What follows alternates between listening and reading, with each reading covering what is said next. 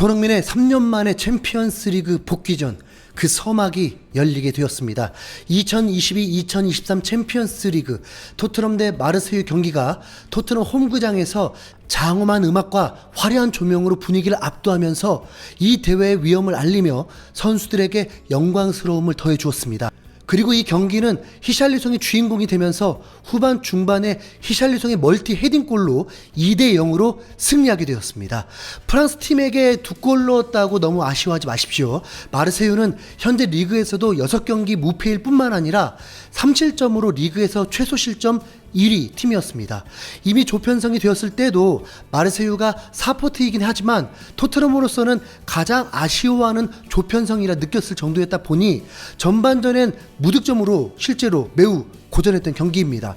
콘테 감독은 이번 경기에서도 예상을 살짝 빗나간 선발 라인업을 짰습니다. 주말 경기인 풀럼을 상대로 승리했던 때와 거의 동일한 라인업이었고 세세뇽 대신 페리시치가 선발로 나서게 되었습니다. 예상과 달랐다는 건 히샬리송이 풀타임을 뛰면서 당연히 챔스에서는 클루셉스키가 선발일 줄 알았는데 콘테 감독에겐 이미 토트넘 체력은 문제 없다고 보고 손흥민, 케인, 히샬리송의 공격이 더 좋다고 판단한 듯 했습니다. 그래서 요리스 골키퍼를 필두로 센터백의 로메로, 다이어, 랑글레, 윙백의 에메르송, 페리시치, 미드필더의 호이베르, 벤탄쿠르, 공격의 손흥민, 케인, 히샬리송이 선발 출전하게 되었습니다. 선발 라인업만 예상을 빗나간 게 아니라 경기 자체도 예상을 빗나갔습니다. 토트넘은 마르세유의 조직력이 고전하면서 찬스를 거의 만들어내지 못했습니다. 토트넘 선수들이 중간에 커트를 했을 때는 선수들의 볼 컨트롤에 아쉬움 때문에 공격이 제대로 이루어지지 못했습니다. 오죽하면 전반을 마치고 하이라이트를 보여줄 때 전반 24분부터 약 30초 분량 밖에 되지 않았습니다. 점유율도 많이 밀렸을 정도입니다. 그럼 그렇다고 해서 토트넘이 부진한 거냐? 그렇다고 볼 수는 없습니다. 토트넘도 매우 견고한 수비로 마르세유의 기회를 전혀 주지 않았습니다. 그래서 이 새벽에 참 지루한 경기력을 시청하게 되었습니다. 그럼에도 흥분을 감출 수 없었던 것은 동시에 김민재 경기를 시청하니까 난리도 아니었으니까요. 전반전 3대0, 아니 리버풀이 아니라 나폴리가 3득점입니다. 콘테 감독은 전반전을 마치고 매우 불만족한 듯 빠르게 라커룸으로 들어갔습니다. 이에 반해서 마르세유 감독은 전반전에 만족한 듯 박수를 치며 쉬러 들어갔습니다. 무엇이 문제일까? 풀럼 때와 다른 아쉬운 공격력이었는데 역시나 페리시치와 손흥민의 호흡 문제이지 않나 감히 언급해 봅니다.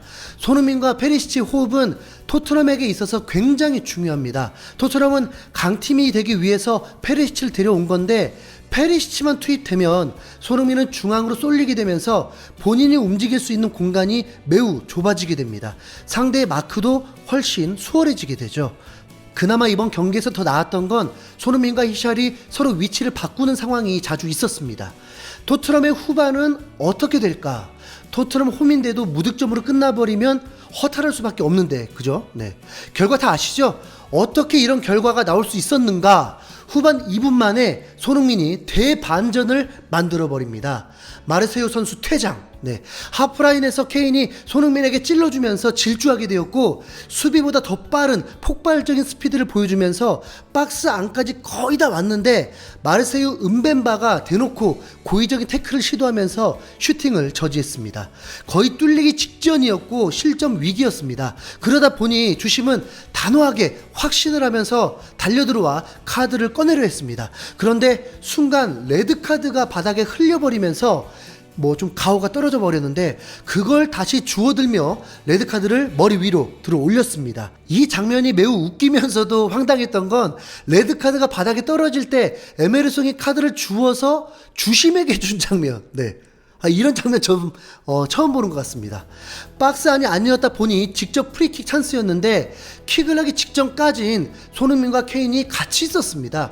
그래서 혹시나 설마 했죠. 그런데 진짜 케인 저 정도면 프리킥은 절대 해서는 안 되는 선수입니다. 벽을 살짝 못 넘긴 것도 아니고 상대 수비벽 가슴에다가 찰 걸 왜 하냐고요. 적당히 못 차야죠. 답답합니다. 자, 하지만 이미 손흥민이 퇴장을 시키면서 분위기는 완전 토트넘 쪽으로 기울었고 대반격이 시작되었습니다. 콘테 감독은 후반 10분 만에 클루셉스키를 교체 투입하려 하는데 정말 제 예상이 딱 맞았습니다. 에메르송 대신 클루셉스키를 투입시켰습니다. 마르세유가 10명이 되었기 때문에 공격에 힘을 낼 수 없을 거란 판단에 윙백을 더 공격적으로 활용하겠다는 거였죠. 곧바로 클루셉스키는 토트넘의 퀄리티를 올려주었고 돌파와 슈팅까지 만들면서 토트넘 팬들을 더 열광케 해줬습니다. 그리고 콘테 감독은 계속해서 선수 교체를 합니다. 의외였던 건 로메로와 랑글레 수비 라인을 교체하면서 탕강가와 데이비스가 교체 출전했습니다. 이 중요한 경기에 탕강가라니. 콘테 감독은 현재 스쿼드에 대해 분명 만족해 한다는 거죠. 뭐 괜히 불안하기도 했지만 어쨌든 선수들이 지쳐있는 상황에서 더 적극적으로 공격을 해야 하니 체력을 높이는 걸 선택했습니다. 아쉬운 건 딱 하나, 토트넘에 득점이 없었는데 캐스터의 한마디 경기 15분 남았다는 멘트가 나온 순간 일이 벌어집니다. 페리시치의 크로스에 히샬리송이 완벽한 헤딩골을 장렬하며 1대0으로 앞서 나가게 되었습니다. 챔피언스리그 하나만 바라보고 후보가 될 상황까지 감수하며 토트넘을 선택했던 건데 이 챔피언스리그 데뷔의 주인공이 되어버렸습니다. 토트넘 영입생들의 대활약입니다. 페리시치의 최상급 퀄리티 크로스가 나왔고 마르세유는 히샬리송을 막하지 못하다 실점하고 말았습니다. 여기서 끝이 아닙니다. 토트넘은 홈에서 1대0으로 만족하면 안 되죠. 한 명이 퇴장당해서 그렇지 마르세유는 견고한 팀이었으니까요. 토트넘의 두 번째 골은 5분 만에 또 나오게 됩니다. 이번엔 호이베르고 오른발 크로스가 제대로 걸렸고 또 히샬리송이 헤딩골을 넣었습니다. 이 정도면 뭐 미친 거 아닌가요? 다행히 옷은 벗지 않았습니다. 손흥민의 골이 아니었는데도 토트넘의 승리가 눈앞에 온 것은 매우 기뻤습니다. 콘테 감독이 토트넘도 챔피언스리그 우승 도전할 수 있다고 한 그런 긍정적인 마인드가 첫 경기부터 제대로 희망을 보여주고 있는 거니까요. 이후 콘테 감독은 제대로 잠그기 시작했습니다. 85분에 손흥민을 먼저 교체해 주었습니다. 당연한 항의가 경고를 받은 상황이 있었다 보니 보호해줘야 했고 바로 3일 후에 맨시티와 빅매치가 있으니까 교체되는 것이 뭐 마땅했습니다. 혹시나 손흥민 스스로 맘상해하지 않을까 염려가 되었는데 홈팬들 앞에서 박수로 분위기를 더 높여주었고 콘테 감독과 허그도 하면서 훈훈한 마무리를 했습니다. 그리고 도어티, 비수마도 투입이 되면서 5명의 교체 카드를 다 사용했고 경기는 무실점을 지켜내면서 홈에서 기분 좋은 2대0 승리를 거두게 되었습니다.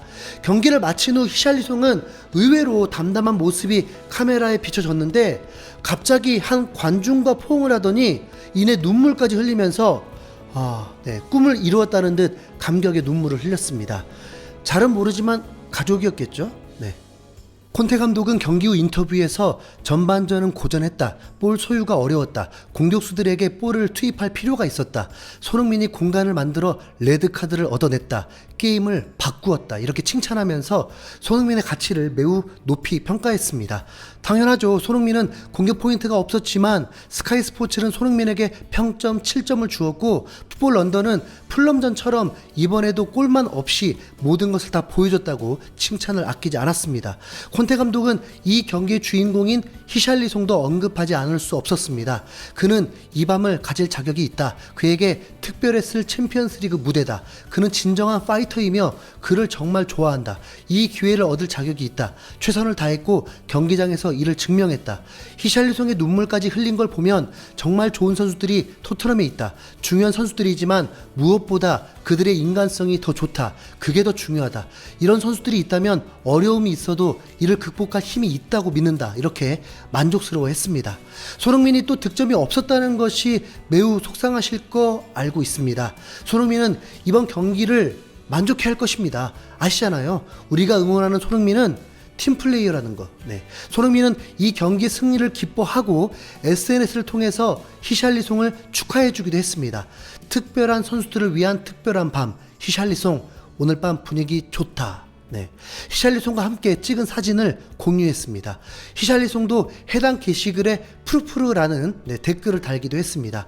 이미 서로 에피소드가 많고 히샬리송은 비둘기라는 애칭이 있다 보니 이런 훈훈한 뒷얘기도 있네요. 원팀이 되어 있는 끈끈한 토트넘이 7경기 무패를 달리고 있는데 어디까지 갈 수 있을까요? 다음 경기 일요일 새벽 1시 반 맨시티전 욕심 한번 봅시다. 이상 흰수염 고래였습니다.